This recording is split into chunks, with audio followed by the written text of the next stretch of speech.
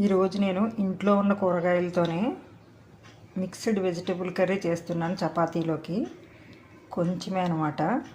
దానికి 2 క్యారెట్లు, 4 బీన్స్, 1 ఉల్లిపాయ, 3 టమాటాలు, బఠానీలు ఒలుచుకోవాలి, పుదీనా, కొత్తిమీర, కొంచెం కరివేపాకు. ఈ కూరలోకి ముక్కలేనిదే ముద్ద దిగిన మనిషి ఒకడు ఉన్నాడు మా ఇంట్లో. ఆయనకి ఈ ఎండు చేప ముక్కలు వేయించాలి. మీల్ మేకర్ ఉడకబెడుతున్నాను. ఇవన్నీ కలిపి వేసుకుని చేసుకుంటే చపాతీలోకి చాలా బాగుంటుంది కర్రీ. ఆయిల్లో వేసేసి వేయించుకోవాలి.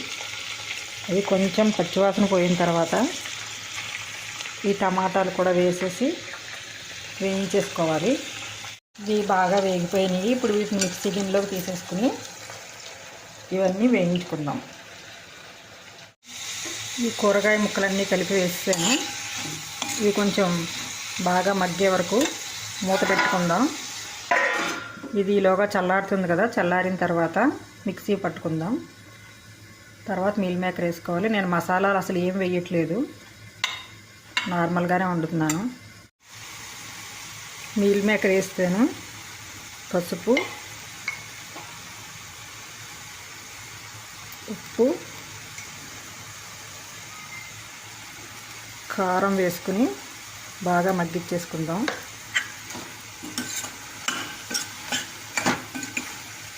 ఇవన్నీ చక్కగా మగ్గిపోయినాయి చూడండి. ఇప్పుడు ఈ పేస్ట్ అంతా దీంట్లో వేసేసుకుందాం. ఈ పుదీనా, కొత్తిమీర, టమాటా వేసాం కదా, పేస్ట్ చేసేయడం వల్ల ఫ్లేవర్ చాలా బాగుంటుంది. కరివేపాకు అస్సలు మర్చిపోవద్దు. కరివేపాకు టేస్ట్ దేంట్లో అయినా కూడా ఇలా పేస్ట్ చేసుకుని వేసే వాటిల్లో కరివేపాకు టేస్ట్ చాలా బాగుంటుంది. నేను ఎక్కువగా ఇలా చేస్తాను. టమాటా రైస్ అవన్నీ కూడా ఇలా పేస్ట్ చేయడం వల్ల టేస్ట్ ఎంత బాగుంటుందంటే అంత బాగుంటుంది.